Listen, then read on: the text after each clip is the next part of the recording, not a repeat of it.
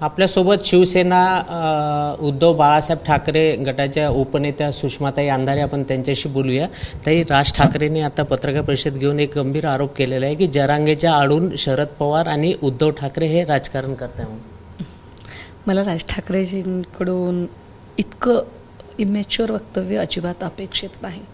निश्चितपणे काल बीडला जे काही घडलं किंवा ज्या पद्धतीने घडलं हे माझ्यासारख्या लोकशाही आणि संविधानिक मार्ग मानणाऱ्या माणसाला हे जरा न पचणारं आहे की आपण मुद्द्यांचा प्रतिवाद मुद्द्यांनी करू शकतो आणि वैचारिक पद्धतीने करू शकतो.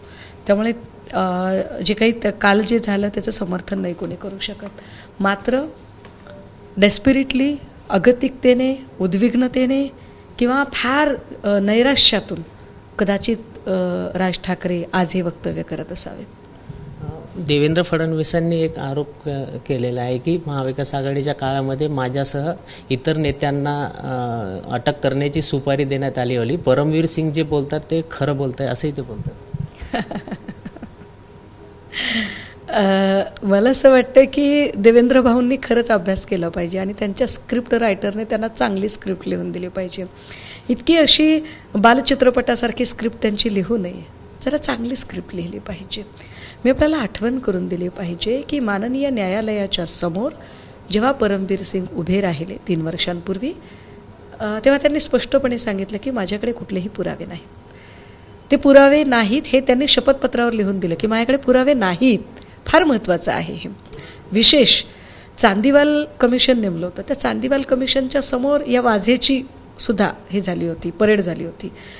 6 वेळा समन्स पाठवलं होतं परमवीर सिंगांना. 6 वेळा समन्स पाठवून ते हजर राहिले नाही आणि बोलताना सांगतायत की माझ्याकडे कुठलेही पुरावे नाही आहेत, हे मी शपथपत्रावर शपथपूर्वक लिहून देतो, माननीय न्यायालयाच्या समोर म्हणतायत.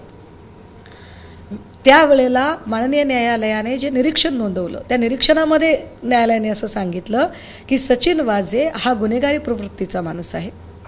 वाझेवर 2 खुनाचे आरोप आहेत. त्यामुळे वाझे याच्या कुठल्याही बोलण्यावर विश्वास ठेवता येऊ शकत नाही. सबब वाझेचं काही स्टेटमेंट ग्राह्य धरण्याची गरज नाही. आता त्या वाझेच्या ज्याला न्यायालयाने सांगितलं की तुमचं म्हणणं ग्राह्य धरलं जाऊ शकत नाही, त्या वाझेला पुढे करून देवेंद्र भाऊ जी काही रणनीती आखू पाहतायत ती रणनीतीसुद्धा कदाचित त्यांना महाराष्ट्रातून, इथून जे भाजपच्या अंतर्गत गटाने जे ठरवले की महाराष्ट्रातून त्यांना आता बाहेर काढायचं आहे, ती रणनीतीही वाचवू शकत नाही.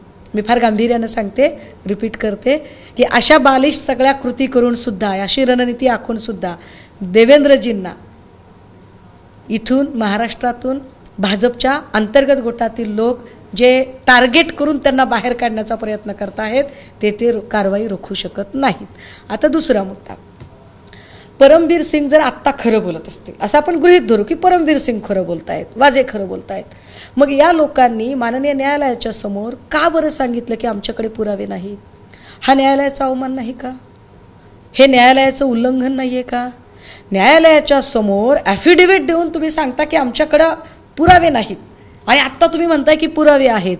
याचा अर्थ तुम्ही सरळ सरळ न्यायालयाचा अवमान करताय, उल्लंघन करताय, खोडसाळपणा करताय, न्यायालयाला गृहीत धरताय. आणि असं होत असेल तर न्यायालयाने सुमोटो दाखल करत परमवीर सिंगांना परत कस्टडीत घेतला पाहिजे, कारण त्यांनी न्यायालयाला खोटी माहिती पुरवली याचा अर्थ, जर ते आत्ता खरं बोलत असतील तर. आणि न्यायालयाला जर ते खोटी माहिती त्यांचं म्हणणं असेल की नाही नाही मी तेव्हा खरं बोललो, तर मग ते आत्ता खोटं बोलतायत. दोन्हीपैकी कुठला तरी एक परमवीर सिंग खरा असला पाहिजे, दोन्हीपैकी कुठला तरी एक वाझे खरा असला पाहिजे. बरं, आत्ताही बोलताना म्हणजे 3 वर्ष या माणसाला काही सुचलं नाही आणि आत्ता सुचतंय की माझ्याकडे पुरावे आहेत. न्यायालयाकडे पुरावे नाही म्हणालात. काल ABP माझाच्या वाहिनीवर बोलताना म्हणाले की माझ्याकडे पुरावे आहेत आणि वेळ आल्यावर देईन. कधी वेळ येणार आहे ती? हिंदू धर्मानुसार जे 3.5 मुहूर्त असतात त्या 3.5 मधला एखादा मुहूर्त धरलाय का? की 3.5 पेक्षा वेगळा मुहूर्त फडणवीस साहेबांनी शोधला आहे? फडणवीस साहेबांनी सुचवलेल्या मुहूर्तावरच त्यांना ते पुरावे आणायचे आहेत का? काय अडचण काय आहे?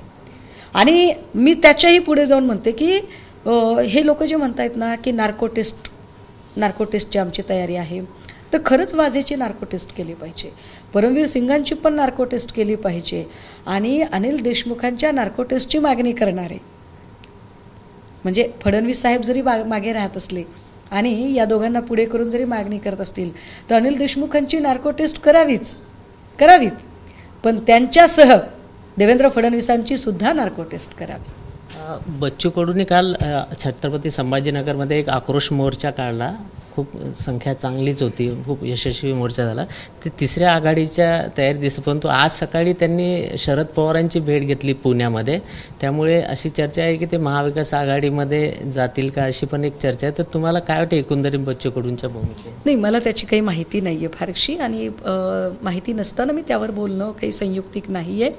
राहिला प्रश्न महाविकास आघाडीमध्ये कुणाला सोबत घ्यायचं आहे किंवा त्यांच्यासोबत काय पद्धतीचा वर्तन व्यवहार असणार आहे, मला वाटतं हा सगळा नेतृत्वाच्या पातळीचा प्रश्न आहे आणि यावर निर्णय घेण्यासाठी महाविकास आघाडीचे तीनही पक्षांचे ज्येष्ठ नेते अत्यंत सक्षम आहेत. माझ्यासारख्या शिवसैनिकाने ऑर्डर फॉलो केल्या पाहिजे. पण बच्चू कडू नेहमी सतत महायुतीच्या विरोधातच बोलतात, त्यामुळे बच्चू कडूंच्या भूमिकेकडे नाही, अहो ते विरोधात बोलतात म्हणजे काय करतात, ते सांगतात ना उलट की बाबा राणासारख्या लोकांना आवर घाला. राणासारखी माणसं जी सातत्याने ती पक्षालाच हानी करतात. हे राणा, ते राणे, त्या वाघबाई, हे सगळे लोक इतके म्हणजे सेन्सिबल बोलणंच नाही या लोकांचं, आणि त्यामुळे भाजपला पर्यायाने महायुतीला नुकसानच होतं. त्यामुळे कदाचित महायुतीचा कधी काळीचा भाग म्हणून बच्चू कडूंना वाटत असेल की बाबा आपण काळजी व्यक्त करावी. आनंदराव अडसूळ आता स्टेटमेंट दिलं 2 दिवसापूर्वी की नवनीत राणाचा जो निकाल लागला सुप्रीम कोर्टात, तर त्याच्या विरोधात मी जाणार, कारण आम्हाला राज्यपाल पद देणार असं अमित शहानी सांगितलं होतं, पण ते दिलं नाही, त्यांनी शब्द पाळला नाही. तेव्हा फडणवीस, एकनाथ शिंदे दोघंही होते, परंतु मला ते डावलं, 15 दिवसाचा अल्टिमेटम दिला. कसं पाहता?